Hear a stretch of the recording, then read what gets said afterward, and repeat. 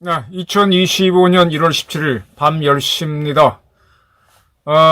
공수처가 윤석열 대통령에 대해서 내란 우두머리와 직권남용 권리행사 방해 혐의로 사후 구속영장을 서울 서부지방법원에 청구했습니다.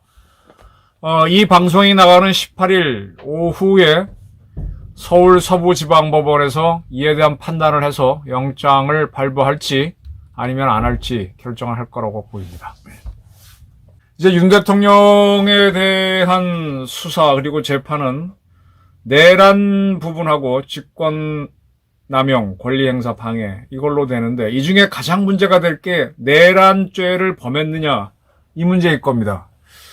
윤 대통령이 내란죄를 범했냐 안 했냐 이거는 법원에서 심각하게 또 수사를 하는 과정 만약 구속이든 불구속이든 수사 과정에서 상당히 시끄럽게 논쟁이 되겠지만 사전에 먼저 조금 알아보겠습니다.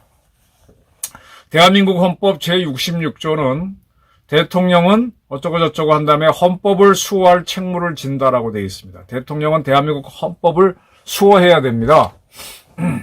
이러한 대통령이 77조에 따라서 법률이 정하는 바에 의하여 계엄을 선포할 수 있다라고 되어 있습니다. 작년 12월 3일 윤 대통령은 계엄을 선포했습니다. 그런데 이렇게 선포를 했을 때는 헌법 제77조 1항은 전시, 사변 또는 이에 준하는 비상 사태에 있어서 병력으로서 군사상의 필요에 응하거나 공공의 안녕 질서를 유지할 필요가 있을 때에는 법률이 정하는 바에 의하여 계엄을 선포할 수 있다. 12월 3일이 전시냐 사변이냐 또는 국가 비상사태였느냐에 대해서는 판단이 다를 것입니다. 서로가. 근데 대통령은 자기가 그렇게 판단해서 법률이 정하는 바에 의해서 계엄을 선포할 수 있다. 저는 계엄을 선포할 수 있다고 해석을 합니다. 근데 그 다음이 문제인데 계엄을 선포한 때는 대통령은 집체 없이 국회에 통과해야 된다고 되어 있습니다. 77조 사항인데 12월 3일 날 계엄을 선포했던 윤 대통령은 지금까지 나온 보도를 모두 찾아보면은 계엄을 선포했다라는 것을 국회에 통과하지 않은 걸로 나와 있어요. 통과한 거는 나중에 국회가 해제를 요구했을 때 해제한다라는 걸 국무총리가 통과한 사실은 있습니다.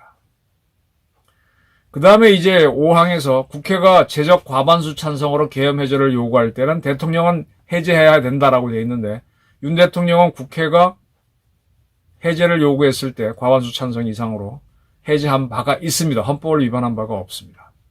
여기서 문제가 되는 건 지체 없이 국회에 통과해야 한다를 지켰느냐가 문제가 될 거고요. 나머지 두 부분은 큰 문제가 없다라고 저는 봅니다. 그 다음에 이제 82조에서 대통령의 국법상 행위는 문서로서 하며 이 문서에는 총리와 관계 국무위원이 부서한다. 군사에 관한 것도 또한 같다라고 되어 있습니다. 12월 3일 날 국무회의에서 계엄을 심의했다라고 되어 있는데 거기에 그 문서가 존재하느냐 현재까지는 없다라고 되어 있죠. 그리고 국무총리와 관계 국무위원 적어도 국방부 장관이 부서했느냐 부서한 사실은 없습니다. 그래서 이거는 문제가 될 것 같아요. 헌법을 지키지 않았다. 헌법을 수호할 의무가 있다라고 되어 있지 않습니까? 그리고 분명한 거는 헌법 제89조에서 다음 사항은 국무회의 심의를 거쳐야 한다라고 되어 있는데 이 85조 5호에 보게 되면 대통령의 긴급명령, 긴급재정경제처분 및 명령 또는 계엄과 그 해제 이거는 국무회의 심의를 하게 되어 있는데 12월 3일 날 국무총리와 관계 국무원의 부서가 없는 그 국무위원들이 정적수는 채웠죠. 그게 과연 심의를 했느냐 안 했느냐는 논쟁거리가 될 수 있어요. 부서가 없는 거하고. 그 다음에 국회에 통과하지 않은 건 문제가 됩니다. 대통령은 아까 말한 대로 헌법을 수호할 의무가 있습니다. 근데 84조에서 대통령은 내란 또는 외환의 죄를 범한 경우를 제외하고는 재직 중 형사상 소출을 받지 아니한다. 그러니까 대통령이 내란과 외환의 죄를 범해야만 형사상 소출을 받습니다. 근데 탄핵 소추는 몰라도 형사상 소추를 받지 않는다. 그러니까 기소할 수가 없죠, 법적으로. 근데 공수처는 기소를 하겠다라는 게 이제 논란거리입니다. 어떻게 보십니까? 헌법을 위반한 사실이 있다고 보십니까? 이제 여기서 문제가 되는 게 그날 발표됐던 계엄사령부 포고령 제1호입니다. 1호 포고령의 제1번으로 국회와 지방의회, 정당의 활동과 정치적 결사, 집회, 시위 등 일체의 정치 활동을 금한다라고 되어 있습니다. 국회와 지방의회 등 일체의 정치 활동을 금한다. 이것이 국회를 해산한 것이다라고 이해가 된다면은 윤 대통령은 헌법을 위반한 게 돼요. 계엄을 선포하더라도 국회는 여전히 가동돼야 되고, 국회에 계엄을 한 사실을 통보해야 되고, 국회에서 제적 과반수의 찬성으로 해제를 요구하면 해제를 해야 되기 때문에, 근데 이렇게 돼 있는데 국회를 유지해야 되죠. 근데 계엄 포고령 제1호 1항이 모든 국회와 지방의회 등 일체의 정치 활동을 금한다. 이게 국회를 해산한 거다라고 이해된다면은 이거는 위헌이 되죠. 그 전에 이제 5.18 특별법하고 헌정질서 공소시효 특례법, 5.18 특별법 헌정범죄 시효법, 여기서 이제 어떤 이걸 토대로 했을 때 서울고법 판결문에서 성공한 쿠데타도 쿠데타 행위 자체는 범죄로서 마땅히 처벌되어야 한다라고 했습니다. 성공한 쿠데타라도. 그러니까 내란이 성공해서 쿠데타가 혁명이 됐더라도 그 자체로 처벌돼야 된다라고 했습니다. 헌법기관의 권능 행사를 막고 정권을 잡은 것은 군사반란과 내란 행위에 해당된다라고도 했었거든요. 대법원은. 그러니까 헌법을 죽였다라고 하면은 군사반란 또는 내란에 해당되고, 그것이 성공했더라도 처벌해야 된다고 했습니다. 성공하지 못했으니까 처벌될 수가 있는 거죠. 그런데 여기서 가장 큰 문제는 내란과 외환해죄가 아니면 소추되지 않는다. 윤 대통령이 한 게 내란이냐 아니냐, 계엄을 제대로 했느냐, 이게 논란거리가 될 겁니다. 이러한 문제에 대해서 이게 어쨌든 이제 공수처가 기소를 하면 헌재에서도 내란 여부를 판단하겠지만은 법원에서도 판단을 하겠죠. 공수처가 기소를 한다면은, 구속을 하고 기소를 한다면, 검찰로 넘겼다가 특검 넘겼다가 또 한다면은, 헌재에서 내란이란 결정이 나오기 전까지는 여기서도 판단을 해야 될 겁니다. 근데 법원 안에서도 백지혜 대법 재판연구관이 공수처가 윤 대통령을 수사하는 거는 옳은가에 대해서 문제 제기를 했어요. 공수처법을 보게 되면은 고위공직자 중에 한 명으로 분명히 대통령을 규정하고 있습니다. 그리고 그러한 고위공직자가 범죄를 하게 되면 어떻게 한다라고 되어 있는데, 그 고위공직자 범죄가 무엇이냐라고에 대해서는 형법, 특가법, 변호사법, 해서 쭉 이렇게 나열을 해놨습니다. 그리고 관련 범죄, 고위공직자 범죄 말고도 관련 범죄라는 것이 있는데, 그 중에 라항에 고위공직자 범죄 수사 과정에서, 이 고위공직자 범죄를 수사하는 과정에서 인지한 고위공직자 범죄와 직접 관련성이 있는 죄로서 해당 고위공직자가 범한 죄. 자, 고위공직자가 수사에서 지금 이제 이 공수처는 직권남용 등을 걸고 내란을 걸었지 않습니까? 직권남용을 걸면서 그 과정에서 내란을 인지했기 때문에 관련 범죄로 수사할 수 있다라는 게 공수처의 주장이라는 거거든요. 이에 대해서 약간 백지혜 대법 연구관은 그렇지가 않다. 이 관련 범죄를 가지고 이걸 하겠다는 건데, 공수처가 수사권이 있다 이건데, 글쎄 그렇더라도 직권남용죄, 근데 이 재직 중에는 직권남용죄에 대해서는 소추는 불가능하지 않느냐. 왜냐하면 내란과 외환죄가 아니면은 강제 수사를 할 수 없다라고 돼 있으니까. 그래서 수사를 하더라도 기소를 할 수 없으니까. 네. 그리고 이 직권남용죄는 내란에 흡수될 수밖에 없으니까 이거는 좀 문제가 있다, 이런 의견을 제시했습니다. 그리고 법원에서 발표한 형사소송법 주석서에 따르면은 이 소추하지 못하는 특권이 적용되는 범죄. 아까 이 대통령 같은 경우는 내란이나 외환이 아니면은 소추되지 않는다. 이런 거에 대해서는 강제 수사가 불가능하다는 견해가 다수설이라고 돼 있거든요. 이렇게 이제 판결을 하라라고 돼 있는데 이것도 소개를 했습니다. 그리고 지금 헌재도요. 윤 대통령 탄핵 심리를 하면서 수사기관에 대해서 내란죄 수사 기록을 요청했는데 이것도 지금 문제라는 거죠. 헌재법 32조는 헌법재판소가 다른 국가기관의 자료 제출을 요구할 수 있다. 그러나 재판이나 수사가 진행 중인 기록은 그 대상에서 제외한다라고 돼 있거든요. 지금 윤 대통령 내란죄 부분은 수사가 진행되고 있는데 그 자료를 달라 그랬거든요. 이것도 문제다. 근데 헌재는 뭐라는가 하면 원본을 요구할 수 없을 때는 등본을 요구할 수 있다라는 헌재의 심판 규칙이 있어요. 우리나라 헌법이 있고 법률이 있고 명령이 있고 그다음에 그 밑에 규칙이 있는데 규칙을 가지고 이 법조항을 무력화시켰어요. 헌재는 지금 자기 마음대로 해요. 이런 게 참 문제다. 네. 이렇습니다. 여러분은 어떻게 보십니까? 윤 대통령이 계엄을 하면서 국회에 통과하지 않았다. 그 다음에 총리 심의를 제대로 심의를 했다고 볼 수는 있죠. 국무위원들이 모여들 때까지 기다렸는데. 근데 심의를 하더라도 거기서 반대자가 있고 뭐가 있다 그래서 가부 판단하는 건 아니잖아요. 그러나 그건 넘어가는데 부서는 없습니다. 헌법에는 부서를 하게 돼 있고. 국회에 통과하지 않았고. 이거는 헌법을 수호하지 않았다. 그 다음에 포고령이 국회와 정치활동을 금지한다는 게 국회를 해산한 거냐? 해산한 거라고 보기에는 그날 국회 해산되지 않았죠. 그러니까 이거는 이렇게 되면 이게 내란이냐가 문제인데 좀 내란 보기 좀 약해요. 내란이라면 적어도 해제를 하지 말았어야 되고. 그럼 내란을 누구를 위한 내란이지? 누구를 노리는 내란이지? 그냥 계엄이죠, 계엄. 그럼 계엄을 제대로 못했다는 문제는 형사소추가 안 되고 형사소추가 안 되는 특권에 대해서는 수사도 하지 말라는 게 대법원의 의견이었으니까 이거는 꽝이죠. 자, 제가 이런 설명을 드리는 거는 서울 서부지방법원에서 이에 대한 구속영장 부분을 판단할 텐데 차은경 판사가 검토를 한다 그러네요.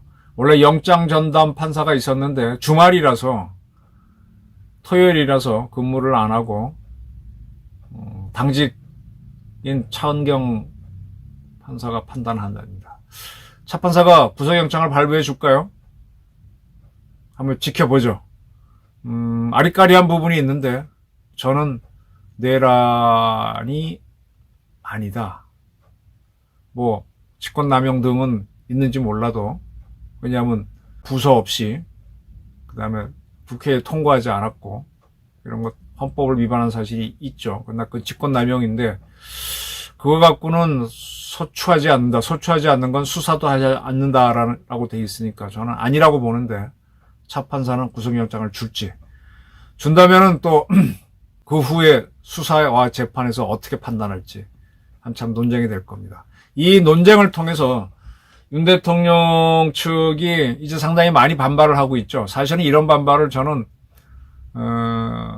탄핵되고 난 직후부터 윤 대통령이 공공 집회에 나와서 내가 왜 계엄을 했는지 설명을 하고 대한민국에 얼마나 좌파가 많은지를 이야기했어야 된다고 주장을 했는데 그걸 안 하고 뒤늦게 이제 국민께 알리는 그걸 하고 이런 걸 밝혔는데 뭐 지금이라도 계속 얘기해야 될 것 같아요. 그렇게 해서 대한민국을 둘러 딱 가눠놓고 선택을 하게 만들어야죠.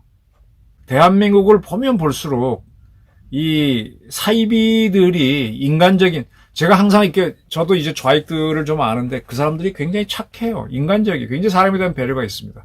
불교처럼 다 남한테 보시하는 그런 형태를 띱니다. 그런데 그 보시를 하려는 거를 그럼 그 사람이 만들어 와서 하는 거냐? 자기 걸 주는 거냐? 아니라는 거죠. 제가 승려들을 보면서 그분들이 이제 신도들이 갖고 오는 걸 나눠주는 보신을 할 수 있죠. 뭐 교회도 마찬가지예요. 근데 보게 되면 신도 중에 부자가 내놓은 걸 하면 되는데 어떤 경우는 부자 걸 털어서 주라는 식으로 가게 되면 이때부터는 문제가 되는 거죠. 그럴 바에는 차라리 있는 사람이 내놓는 게 낫지. 미국은 그렇게 가자는 거잖아요. 자선을 하라고. 거기에 대해서는 명예를 주는 거고. 근데 우리는 이 좌익들은 자기 재산은 없으니까 안 내놓고 있는 자들 걸 뺏어서 나눠주자고 하다 보니까 그럼 있는 자들이 일을 안 하면은 그럼 나중에 이 사회는 나눠줄 것도 없어지잖아요. 그래서 좌익은 처음에 좋은 뜻 하지만 나중에는 더 가난해지니까 더 만인과 만인에 대한 투쟁, 양육강식이 강화됩니다. 그래서 참 불편하지만 있는 자들이 거들먹거리는 게 싫지만은 그 사람들이 일할 수 있는, 뛸 수 있는 공간을 만들어주는, 그래서 자유민주주의가 나오는 거고. 근데 이 돈을 가진 자들은 또 돈에 매몰이 돼서 이 돈이라는 게 귀신도 움직이잖아요. 그래서 어느 정도 올라가게 되면 남한테 베푸는 보시도 하면서 이렇게 옳고 그름도 봐줘야 되는데 그걸 안 보고 이익만 추구하는 돈의 노예가 되니까 문제죠. 사람을 보면 제일 쉬울 것 같아요. 갓난아기가 태어나서 처음에 뭐 합니까? 자기 생존을 위해서 오로지 강탈을 하잖아요. 너무 연약한 생명체고 약해서 귀여워 보여 그렇지. 엄마한테 젖달라, 자기 똥오줌 싸면 치워달라, 불편하면 울고 굉장히 이기적이잖아요. 그런 이기적인 가운데 점점 발육이 돼서 걸어다니고 뛰어다니면서 뭘 하는데 그때 하는 게 뭐예요? 자기 원하는 걸 그냥 쟁취하는 거지 않습니까? 남에 대한 배려는 없잖아요. 힘이 없으니까 못 뺏어가는 경우는 있는지 몰라도 기본적으로 쟁취하는 거지 않습니까? 근데 그런 힘을 충분히 갖춰서 쭉 성장이 되다가 나중에 충돌이 되는 게 미운 7살부터 그 다음에 사춘기쯤 오게 되면 많은 충돌이 오죠. 자기 원하는 걸 부모가 안 해주니까 부모하고 적대시하게 되고 그러면서 자기 욕망대로 안 되는 걸 알면서 이제 거기서 삐뚤어 나가는 사람들은 뭐 오타쿠가 되든 범죄 세계로 가버리고 거기서 뭔가 하고 깨닫는 사람들은 이거는 내가 강탈을 해서 하는 게 아니고 부모니까 준 거구나. 내가 스스로 벌어야 되는구나. 그럼 그걸 이제 자꾸 배우게 되면서 근데 무조건 내가 부모한테 강탈하던 것 주변한테 강탈하던 거를 직접 나가서 해보니까 힘들잖아요. 거기서 반칙을 하다 보니까 거꾸로 당하니까 이건 안 되는구나 하고 사회 룰을 지키면서 저스티스, 정의라는 걸 알게 되지 않습니까? 그리고 내가 어떻게 사람들한테 도움을 청하고 어떻게 해서 같이 나눠 먹어야 되는지 저스티스를 배우면서 쭉 가는 거 아닙니까? 그러니까 이게 제가 보기에는 더 상식적이지 강탈만 하게 되면은 이거는 문제예요. 그러니까 이제 사람들이 돈을 벌게 되면은 저스티스를 알아요. 어떻게 해야만 상대방 기분 나쁘지 않고 같이 나눠 먹으면서 나도 더 버는 방법을 아는데 근데 그게 약간 흔들릴 위험이 있으면은 돈의 노예가 돼서 말을 닫아버리죠. 근데 그렇게 닫는 순간에 있는 자들 거를 강탈해서 나눠주자는 사회주의가 좌익들이 장악하게 됩니다. 그렇게 되면 사회가 다시 폭망으로 가는 거죠. 한참 발전한 사회가 주저앉고 하는 것. 그래도 이게 계속 발전해 온 건 그걸 극복했기 때문이고 그렇게 해온 나라들이 문명국이었죠. 지금 우리는 그 문제에 부닥쳤습니다. 그리고 대한민국이 이렇게 흔들린 데는 사회주의 국가인 중국과 북한의 선동이 있습니다. 그리고 거기에 따라간 주사파들의 움직임이 분명히 있습니다. 그들은 그걸 분명히 믿고 있으니까 이것과의 긴 싸움까지도 보셔야 됩니다. 저는 차은경 판사가 구속영장을 발부할지 어떨지 궁금하긴 한데 저의 판단, 저는 뭐 평생 기소밖에 못 해봤지만 이거는 구속감도 아니고 수사감도 아니다. 그냥 윤석열 대통령 너 바보 같은 놈이야 하고 질타만 들이다 했으면은 이재명의 세상이 열렸을 텐데 이걸 탄핵을 하고 수사로 몰고 가는 바람에 강력한 반발이 지금은 약하죠. 일단 윤 대통령이 체포가 됐으니까. 그러나 지난 탄핵 때도 윤 대통령 지지율이 떨어졌다가 급속히 올라갔잖아. 이건 아니지 하는 세력들이 역시 저스티스가 나오는 거든 정의가 나올 겁니다. 한 달 후쯤 보게 되면은 이재명과 민주당은 굉장히 쫓기는 모습이 될 겁니다. 오히려 계엄을 할 필요성이 있었다. 12월 3일 날면 윤 대통령이 김영현 국방부 장관조차도 설득을 해가면서 해야 된다. 그래서 지금은 계엄령이 아니라 멍청한 걸 깨우쳐주기 위한 계몽령이었다고 하는 얘기도 하는데 설득 계엄을 했지만 이제는 정말로 저런 좌파들을 척결하기 위해서 계엄이 필요하구나. 라는 인식이 나올 거고, 그거는 윤 대통령에 대한 지지율과 같이 올라갈 거고, 윤 대통령이 본격적으로 또 본인도 이렇게 딱 끼면서 정치가 무엇인지 많이 봤을 거 아니에요. 참 수가 많다고 미친 듯이 달려가고 거기에 복종하는 수사기관이 있다는 걸 봤잖아요. 그러니까 어떻게 해야만 나한테 많은 세력이 붙느냐. 그리고 본인이 한 목숨을 걸어야만 사람들이 따라오잖아요. 이런 걸 봤기 때문에 본격적인 정치투쟁이 될 것이라고 봅니다. 구속 영장 발부되든 안 되든 윤석열은 점점 더 거물의 정치인이 될 것이고 대한민국 보수를 총지지하는 인물로 떠오를 거라고 봅니다. 지금 뭐 몇몇 언론인들은 윤 대통령이 국민께 드린 글을 참 졸문이라고 비판하고 있지만 그 글이 진심으로 이해될 날도 곧 온다.